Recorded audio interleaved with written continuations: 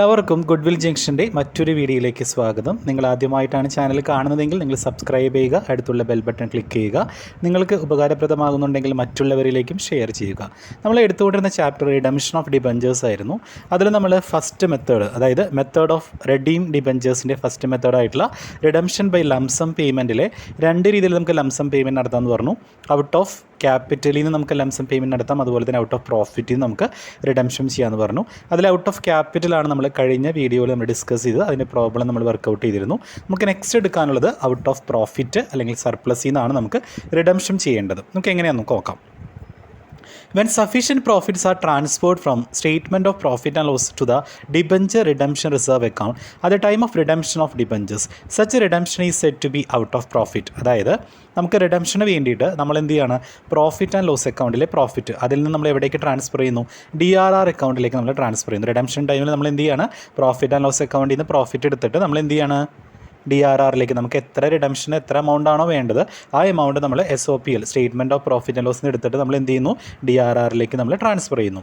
അങ്ങനെ നമ്മൾ ട്രാൻസ്ഫർ ചെയ്യുന്ന ഒരു മെത്തേഡിനെയാണ് നമ്മൾ എന്ത് വിളിക്കുക, റിഡംഷൻ ഔട്ട് ഓഫ് പ്രോഫിറ്റ് എന്ന് പറയുക. This is called redemption of out of profit because it reduces the amount of profit available for dividend. ഇത് ഓട്ടോമാറ്റിക്കലി എന്തിന് കാരണമാകും, നമുക്കറിയാം റിഡംഷന് വേണ്ടിയിട്ട് നമ്മൾ പ്രോഫിറ്റിൽ നിന്ന് നമ്മളെടുത്ത് DRRലേക്ക് മാറ്റുമ്പോൾ പ്രോഫിറ്റ് അവിടെ കുറയും. അപ്പോൾ പ്രോഫിറ്റ് കുറയുമ്പോൾ തന്നെ നമുക്കറിയാം ഡിവിഡൻഡ് കൊടുക്കേണ്ട എമൗണ്ട് കുറയും അല്ലേ. നമുക്കറിയാം പ്രോഫിറ്റിൽ നിന്നാണ് നമ്മൾ എന്ത് ചെയ്യുക, ഡിവിഡൻഡ് കൊടുക്കുക. The amount thus saved because of non-payment of dividend is utilized for the redemption of debentures. അപ്പോൾ നമ്മൾ നോൺ പേയ്മെൻറ്റ് ഓഫ് ഡിവിഡൻഡ് കൊടുക്കാതിരിക്കുന്ന ഈ എമൗണ്ട്, അതായത് DRRലേക്ക് പോയിരിക്കുന്ന ഈ എമൗണ്ട് നമുക്ക് എന്തിനു വേണ്ടി യൂസ് ചെയ്യാം, റിഡംഷന് വേണ്ടി നമുക്ക് യൂസ് ചെയ്യാം, ഡിബഞ്ചർ തിരിച്ചു കൊടുക്കാൻ വേണ്ടി നമുക്ക് യൂസ് ചെയ്യാം. This method does not affect working capital of the company. ഈ മെത്തേഡ് ഒരിക്കലും എന്ത് ചെയ്യില്ല, കമ്പനിയുടെ വർക്കിംഗ് ക്യാപിറ്റലിനെ ഒരിക്കലും എഫക്റ്റ് ചെയ്യില്ല. നമ്മൾ ക്യാപിറ്റൽ പോലെയല്ല, നമ്മൾ കഴിഞ്ഞ വീഡിയോയിൽ ഡിസ്കസ് ചെയ്ത് ഔട്ട് ഓഫ് ക്യാപിറ്റൽ ആയിരുന്നു. ക്യാപിറ്റലിൽ നിന്ന് എടുത്തിട്ട്, അതായത് ക്യാപിറ്റൽ ഉദ്ദേശിക്കുന്ന ഒരു കറണ്ട് അസറ്റാണ്. കറണ്ട് അസറ്റിന് അടുത്ത് നമ്മൾ റിഡംഷൻ ചെയ്യുമ്പോൾ അത് മൊത്തത്തിൽ കമ്പനിയുടെ എന്തിനെ എഫക്റ്റ് ചെയ്യും, വർക്കിംഗ് ക്യാപിറ്റലിനെ എഫക്റ്റ് ചെയ്യും. പക്ഷേ ഈ ഒരു മെത്തേഡ് ഔട്ട് ഓഫ് പ്രോഫിറ്റിൽ നിന്നാണ് നമ്മൾ റിഡംഷൻ ചെയ്യുന്നതെങ്കിൽ ഒരിക്കലും നമ്മൾ എന്ത് ചെയ്യില്ല, കമ്പനിയുടെ വർക്കിംഗ് ക്യാപിറ്റലിനെ എഫക്റ്റ് ചെയ്യില്ല. As per section 71 subsection 4 of the Companies Act 2013, the new provisions regarding redemption of debentures out of profit, അതായത് കമ്പനി നിയമം 2013 കമ്പനീസ് ആക്ട് പ്രകാരം ചില ന്യൂ പ്രൊവിഷൻസ് വന്നിട്ടുണ്ട്. നമുക്ക് എന്താണെന്ന് നോക്കാം. The company shall create DRR equivalent at least 25% of the face value of debentures before the debenture redemption commences. നമ്മൾ മറ്റൊടുത്ത് പഠിച്ച പോലെ തന്നെയാണ്, നമുക്ക് എത്രയാണോ റിഡംഷൻ ചെയ്യേണ്ടത് ആ ഡിബഞ്ചറിൻ്റെ അറ്റ്ലീസ്റ്റ് 25% എങ്കിലും നമ്മൾ എന്തിലേക്ക് മാറ്റണം, DRRലേക്ക് മാറ്റണം. 2, the above debenture redemption reserve shall be created out of the profit available for payment of dividend by the company. അതായത് ഡിവിഡൻഡ് കൊടുക്കാൻ വേണ്ടി വെച്ചിരിക്കുന്ന പ്രോഫിറ്റ്, നമ്മൾ സാധാരണ അറിയാം പ്രോഫിറ്റിൽ നിന്നാണ് നമ്മൾ എന്ത് ചെയ്യുക, ഡിവിഡൻഡ് കൊടുക്കുക. ആ പ്രോഫിറ്റിൽ നിന്നാണ് നമ്മൾ എന്ത് ക്രിയേറ്റ് ചെയ്യുക, DRR ക്രിയേറ്റ് ചെയ്യുക. അതായത് പ്രോഫിറ്റിൽ നിന്ന് എടുത്തിട്ടാണ് നമ്മൾ ഡിബഞ്ചർ റിഡംഷൻ റിസർവ് ക്രിയേറ്റ് ചെയ്യുക. Thus the dividend gets reduced because profits are utilized in the redemption of debentures. അപ്പോൾ ഓട്ടോമാറ്റിക്കലി എന്ത് കുറയും, ഡിവിഡൻഡ് കുറയും അല്ലേ. നമുക്കറിയാം ഷെയർ ഹോൾഡേഴ്സിന് കൊടുക്കുന്ന ഡിവിഡൻഡ് കുറയും. കാരണം എന്തുകൊണ്ടാണ്, ഈ പ്രോഫിറ്റിന് എടുത്തിട്ടല്ലേ നമ്മൾ DRRലേക്ക് മാറ്റണേ. അപ്പോൾ പ്രോഫിറ്റ് കുറയുമ്പോൾ ഓട്ടോമാറ്റിക്കലി ഡിവിഡൻഡും കുറയും. അപ്പോൾ ഇതെന്തിന് കാരണമാകും, ഡിവിഡൻഡ് കുറയാനായിട്ട് കാരണമാകും. 3, എവറി കമ്പനി, ഈ ഒരു പോയിന്റ് വളരെ ഇമ്പോർട്ടൻ്റ് ആണ് കേട്ടോ, അത് ശ്രദ്ധിക്കുക. Every company required to create debenture redemption reserve shall on or before the 30th day of April in each year.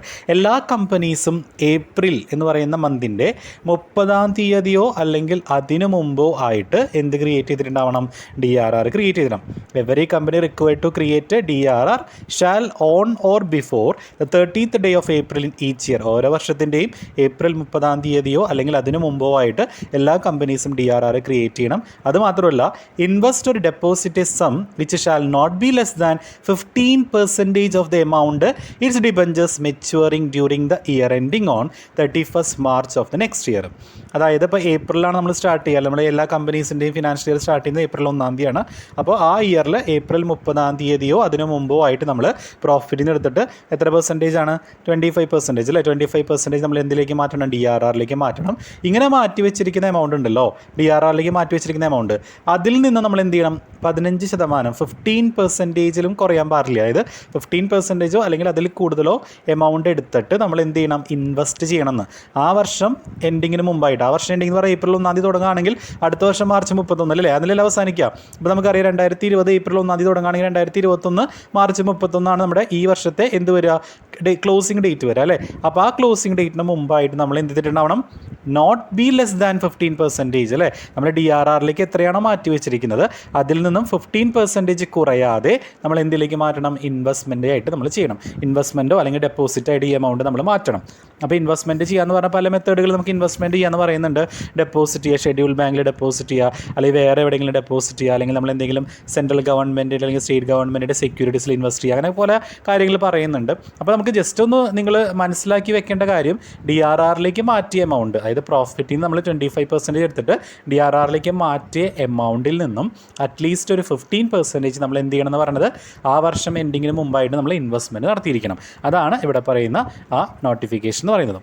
That the amount remaining invested or deposited shall not any time fall below 15% of the amount of the debentures maturing during the year ending on the 31st March. അപ്പോൾ ഒരിക്കലും ഈ 15% കുറയാനായിട്ട് പാടില്ല. എപ്പോഴും നമ്മൾ എല്ലാ ഇയറിലും ഒരു 15% നമ്മൾ investment നടത്തിയിരിക്കണം എന്നാണ് നമ്മൾ ഇവിടെ പറയുന്നിരിക്കുന്ന നോട്ട്.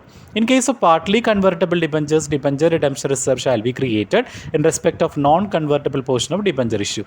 പാർട്ട്ലി കൺവെർട്ടബിൾ ഡിബഞ്ചർ ആണെങ്കിൽ non convertible portion of debenture വെച്ചിട്ട് വേണം നമ്മൾ എന്ത് ചെയ്യാനായിട്ട് DRR ക്രിയേറ്റ് ചെയ്യാൻ.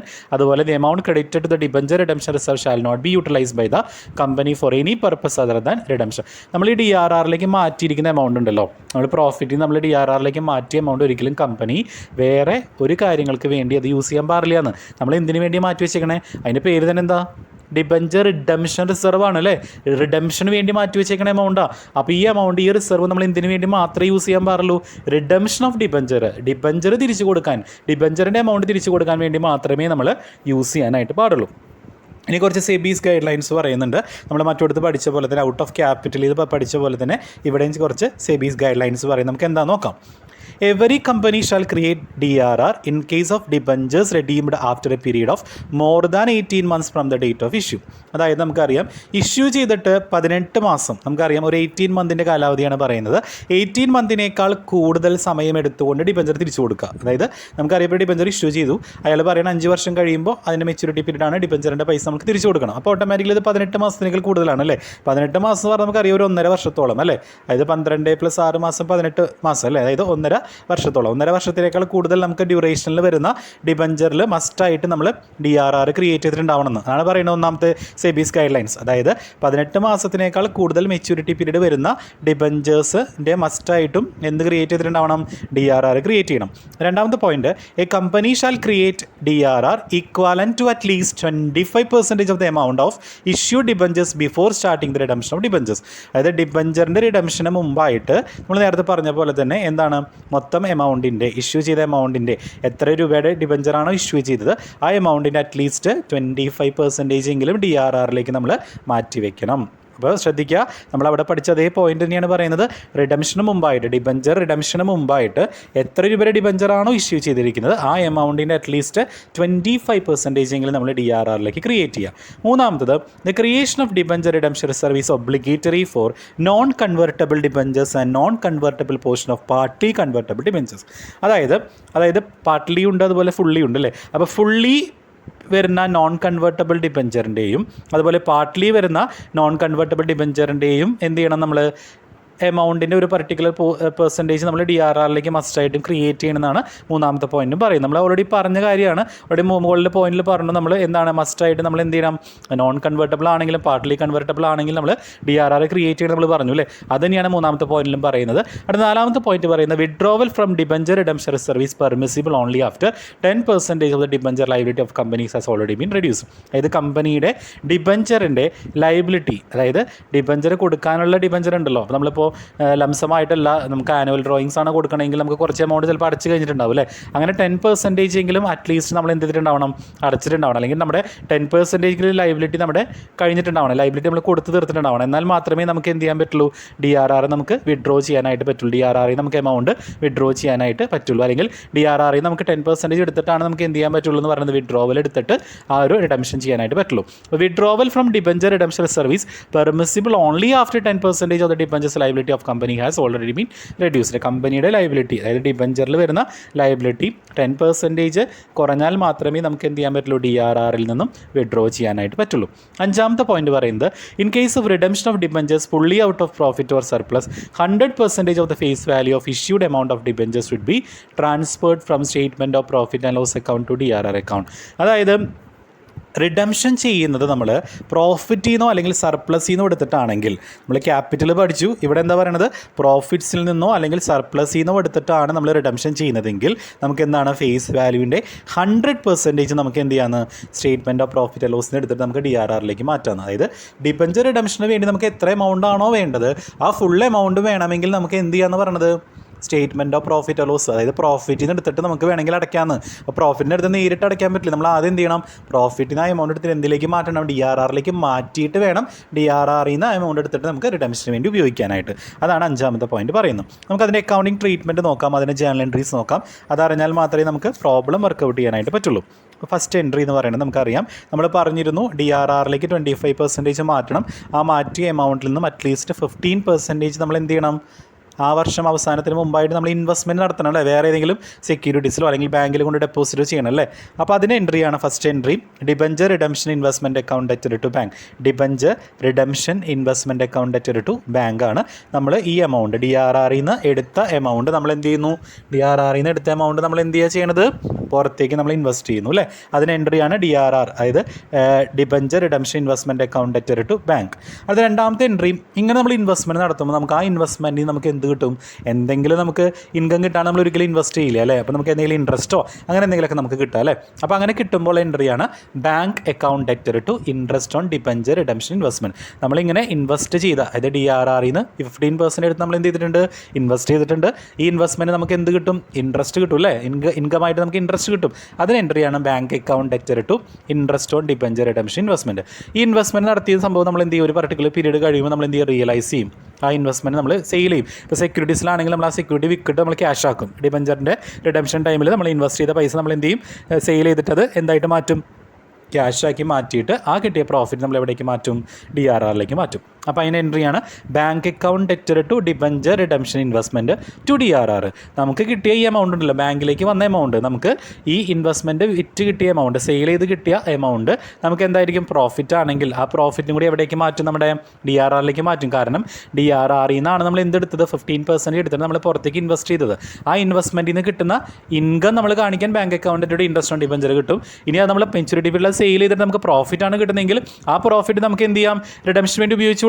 അപ്പോൾ ഈ എമൗണ്ട് നമ്മൾ എവിടേക്ക് മാറ്റുന്നു, DRRലേക്ക് മാറ്റുന്നു. ഇനി ലാസ്റ്റ് നമ്മൾ എന്ത് ചെയ്യാണ്, ഫോർ ക്രിയേഷൻ ഓഫ് DRR, അതായത് എല്ലാം കൂടിയിട്ട് നമ്മൾ എന്ത് ചെയ്യാണ്, പ്രോഫിറ്റ് നമ്മൾ പറഞ്ഞു റിഡംഷന് വേണ്ടിയിട്ട് പ്രോഫിറ്റിൽ നിന്നാണ് നമ്മൾ റിഡംഷൻ ചെയ്യുന്നതെങ്കിൽ നമുക്ക് എന്ത് ചെയ്യാമെന്ന് പറഞ്ഞു, എത്ര എമൗണ്ട് ആണോ നമുക്ക് റെഡീം ചെയ്യേണ്ടത് ആ ഫുൾ എമൗണ്ട് നമുക്ക് എവിടെ നിന്ന് എടുക്കാമെന്ന് പറഞ്ഞു, പ്രോഫിറ്റ് ആൻഡ് ലോസിൽ നിന്ന് എടുക്കാമെന്ന് പറഞ്ഞു അല്ലേ.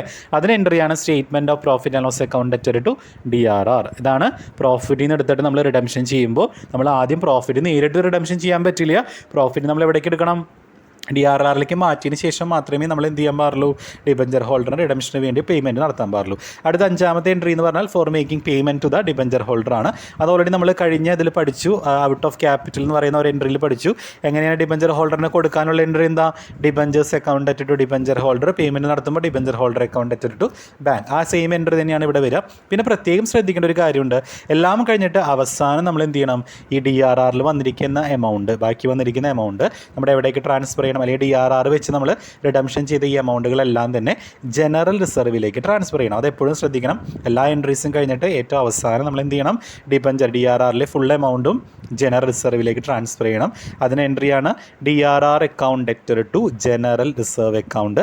Narration balance of DRR account transfer to general reserve account. എല്ലാം കഴിച്ചിട്ട് ബാലൻസ് വരുന്ന DRRയിലുള്ള എമൗണ്ട് നമ്മൾ എവിടേക്ക് മാറ്റുന്നു, ജനറൽ റിസർവിലേക്ക് മാറ്റും. ഇനി നമുക്ക് എന്ത് ചെയ്യാം, ഇനി പൈസ വേണമെങ്കിൽ നമ്മുടെ ബിസിനസ്സിൻ്റെ വേറെ ഏതെങ്കിലും കാര്യങ്ങൾക്ക് വേണ്ടി ഉപയോഗിക്കാം. പക്ഷേ DRRയിൽ കിടക്കുന്ന എമൗണ്ട് എപ്പോഴും എന്തിനു വേണ്ടി മാത്രമേ ഉപയോഗിക്കാൻ പാടുള്ളൂ, റിഡംഷന് വേണ്ടി മാത്രമേ ഉപയോഗിക്കാനായിട്ട് പാടുള്ളൂ. ഇവിടെ ഒരു ഇമ്പോർട്ടൻ്റ് ആയിട്ടൊരു നോട്ട് പറയുന്നുണ്ട്, if the company has any balance in this DRR account and this balance is not equal to 25% of the nominal value of redeemable debentures, then only the balance to make it 25% should be transferred to DRR account. അതായത് for example പറയണം, ഇപ്പോൾ DRRയിൽ കഴിഞ്ഞ വർഷം നമ്മൾ എന്ത് ചെയ്തു, കഴിഞ്ഞ വർഷം ഒരു റിഡംഷൻ ഉണ്ടായിരുന്നു. അപ്പോൾ റിഡംഷന് വേണ്ടി ഞാൻ DRRയിലേക്ക് കുറച്ച് പൈസയൊക്കെ ഞാൻ ട്രാൻസ്ഫർ ചെയ്തിട്ടുണ്ടായിരുന്നു. റിഡംഷൻ ടൈമിൽ ഞാൻ എന്ത് ചെയ്തു, DRRയിൽ നിന്ന് എടുത്ത് പൈസയൊക്കെ കൊടുത്ത് എൻ്റെ റിഡംഷൻ എല്ലാം കഴിഞ്ഞു. അതിന് ബാക്കി ഒരു ഇത്ര കുറച്ച് എമൗണ്ട് DRRയിൽ കിടക്കുന്നു, ഒരു 10,000 രൂപ എന്ത് കിടക്കുന്നുണ്ട്, DRRയിൽ കിടക്കുന്നുണ്ട് വിചാരിക്കുക. ഒരു 10,000 രൂപ DRRയിൽ കിടക്കുന്നുണ്ട്. ഇപ്പോൾ ഞാൻ ഇഷ്യൂ ചെയ്തേക്കുന്ന എമൗണ്ട് 1 lakh rupees ഡിബഞ്ചേഴ്സാണ്. അപ്പോൾ 1 lakhൻ്റെ 25% എത്രയാണ്, 25,000 രൂപ അല്ലേ. 25,000 രൂപ ഞാൻ എന്തായാലും DRRൽ മാറ്റി വയ്ക്കണം. പക്ഷേ കഴിഞ്ഞ വർഷം ഓൾറെഡി ബാലൻസ് ഒരു 10,000 രൂപ കിടക്കുന്നുണ്ടല്ലേ. അപ്പോൾ ഞാൻ എന്ത് ചെയ്താൽ മതി, ബാക്കി 15,000 15% മാറ്റി വെച്ചാൽ മതി. കാരണം എന്തുകൊണ്ടാണ്, ഓൾറെഡി DRRൽ കുറച്ച് ബാലൻസ് കിടക്കുന്നുണ്ട്. അങ്ങനെയാണെങ്കിൽ ബാക്കിയുള്ള റിമൈനിങ് എമൗണ്ട് മാത്രം നമ്മൾ എവിടേക്ക് ട്രാൻസ്ഫർ ചെയ്താൽ മതി, DRRലേക്ക്. അതായത് മിനിമം അറ്റ്ലീസ്റ്റ് DRRൽ 25% വേണമെന്നേ ഉള്ളൂ. അതുകൊണ്ട് എല്ലാ ഇയറിലും അല്ലെങ്കിൽ എല്ലാ വർഷവും റിഡംഷന് വേണ്ടി 25% മാറ്റണമെന്നില്ല. 25% മിനിമം ഫേസ് വാല്യൂ, ഡിബഞ്ചറിൻ്റെ ഫേസ് വാല്യൂൻ്റെ 25% മിനിമം നമ്മുടെ DRR അക്കൗണ്ടിൽ ഉണ്ടായിരിക്കണം. ഇല്ലെങ്കിൽ എത്ര ബാലൻസ് കുറവുണ്ടോ ആ എമൗണ്ട് എന്ത് ചെയ്താലും മതി, DRRലേക്ക് ട്രാൻസ്ഫർ ചെയ്താലും മതി. അതാണ് ആ ഒരു ഇമ്പോർട്ടൻറ്റ് നോട്ട് പറയുന്നത്. അപ്പോൾ നമ്മുടെ ഫസ്റ്റ് മെത്തേഡ് കഴിഞ്ഞു. ഫസ്റ്റ് മെത്തേഡ് നമ്മൾ പറഞ്ഞു എന്താണ്, redemption of debentures by lump sum method.